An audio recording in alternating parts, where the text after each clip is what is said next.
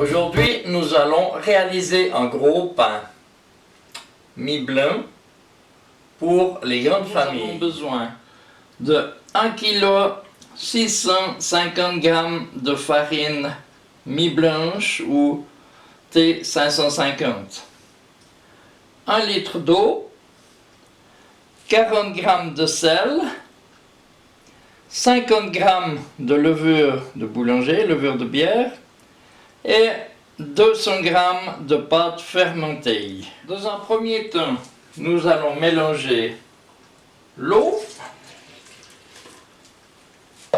et la farine, rien d'autre. Étant donné que nous avons des farines de moins bonne qualité que chez les boulangers et que nous n'avons pas de produits auxiliaires, il faut avoir recours à d'autres astuces. Alors, nous avons mis l'eau, la farine et nous allons mettre en première vitesse 2 minutes. Seulement l'eau et la farine, rien d'autre. Je vous retrouve dans 2 minutes. Nous allons laisser reposer l'eau et la farine mélangées pendant 1 heure, de façon, nous appelons ça hydrater la farine, de façon à lui donner de la force. Je ne vais pas rentrer dans les détails techniques maintenant, mais sachez que vous aurez une pâte beaucoup plus souple et un gluten bien élastique avec ce système. Alors, soit vous couvrez d'un cello, moi j'ai un plastique adapté qui va bien dessus pour pas que ça fasse des petits morceaux. Et on se retrouve dans 1 heure. 1 heure c'est passé. Je vais juste vous montrer l'hydratation. Ce que ça fait. Ça donne déjà un peu de pâte, mais qui n'a pas de structure. Elle est déchirante. Le gluten n'est pas encore formé. Mais maintenant, nous allons pétrir tout ça. Donc, dans un premier temps, on met la levure, la pâte fermentée et nous allons faire tourner ça en première vitesse durant 6 minutes. Et après ces 6 minutes, nous rajouterons le sel et nous ferons tourner 3 fois plus vite, 4 minutes. Alors c'est parti et je vous retrouve quand la pâte est terminée. Au terme du pétrissage, ce que je vais faire, c'est récupérer la pâte. Pour ça, je vais quand même mettre un petit peu de farine parce qu'elle est un petit peu collante et un peu de farine sur mon plan de travail.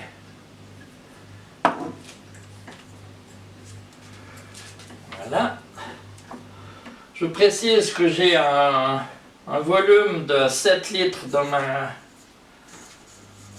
ma cuve, ce qui me permet de faire des belles quantités de pâte. Si vous avez une cuve plus petite, vous pouvez carrément faire la moitié de la recette. Ça va aussi très bien. Hein? Mais gardez le même processus et les mêmes temps de pétrissage. Et voilà. Alors maintenant j'ai une belle pâte qui a une belle consistance. Je vais simplement faire une boule avec.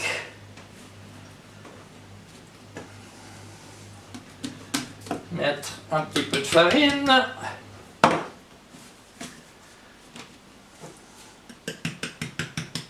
Voilà, je vais la couvrir d'un linge.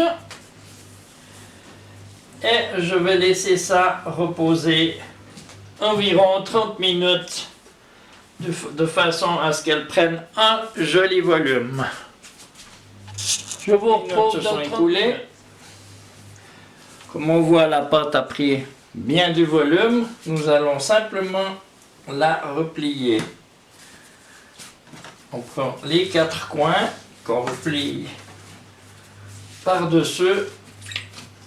Et on recommence avec les 4 autres coins.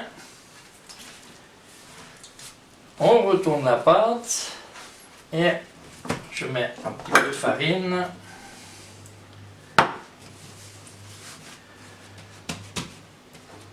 Et nous allons la laisser là encore pendant cette fois 1 heure, de façon à ce qu'elle prenne du goût et devienne très volumineuse. Je vous retrouve dans 1 heure. Voilà, 1 heure après, comme on voit, la pâte a très bien gonflé. Nous allons maintenant la façonner.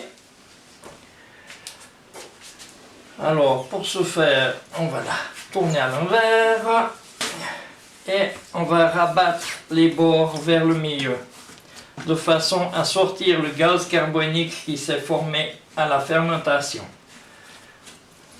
Voilà, c'est la façon la plus simple pour vous d'arriver à faire une jolie boule. Après, j'ai préparé une plaque où j'ai mis un papier sulfuré dessus pour éviter que ça colle. Je mets ma pâte dessus et je vais attendre environ une demi-heure à 40 minutes qu'elle ait un beau volume. Je vais la recouvrir pas que ça croûte. Alors je vous retrouve dans 30 à 40 minutes pour la cuisson. Et là, j'aurai préalablement préchauffé le four à 210 degrés. 5 minutes se sont écoulées. On voit que ça a très bien développé. Maintenant, on va passer à la coupe. Moi, un pain comme ça, j'aime bien mettre un petit peu de farine dessus pour qu'il ait l'air un petit peu rustique.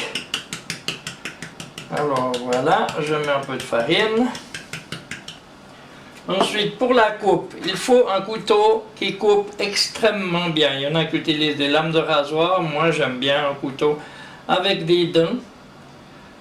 Comme ça, ça croche bien et ça coupe bien. Et il faut vraiment que le couteau soit bien aiguisé. Hein.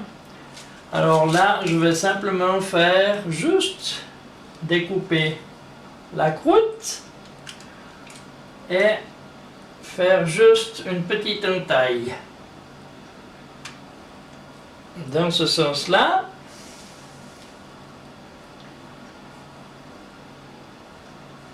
Voilà. Et une fois en diagonale.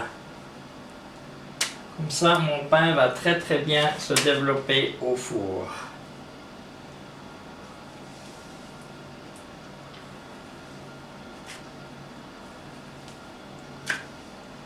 Voilà.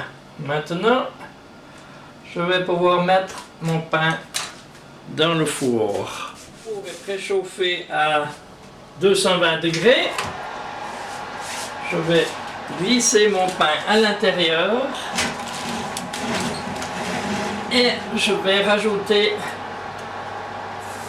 de l'eau, 1 déci d'eau pour faire de la vapeur. Alors je vous explique. Pour ça, j'ai une seringue qui fait 1 déci. Je vous expliquerai où vous pouvez trouver ça, très bon marché. Dans le fond de mon four, j'ai mis une vieille poêle que je n'utilise plus. Dessus une grille, pas directement en bas, de façon à ce qu'elle prenne la température et quand je mets 1 déci d'eau, ça fasse tout de suite de la vapeur. Et maintenant, je vais descendre mon four à 180 degrés et laisser tourner à chaleur tournante environ 30 minutes. Et je vous retrouve dans 30 Après 30 minutes, nous faisons juste un petit contrôle pour contrôler la couleur et l'aspect du pain. On voit ici qu'il prend une belle couleur et que la température est bonne. Si la couleur est trop élevée, il faut baisser un peu la température.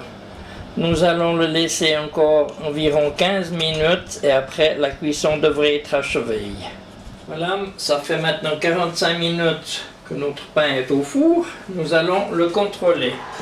Pour ça, je vais le sortir. Attention à la vapeur.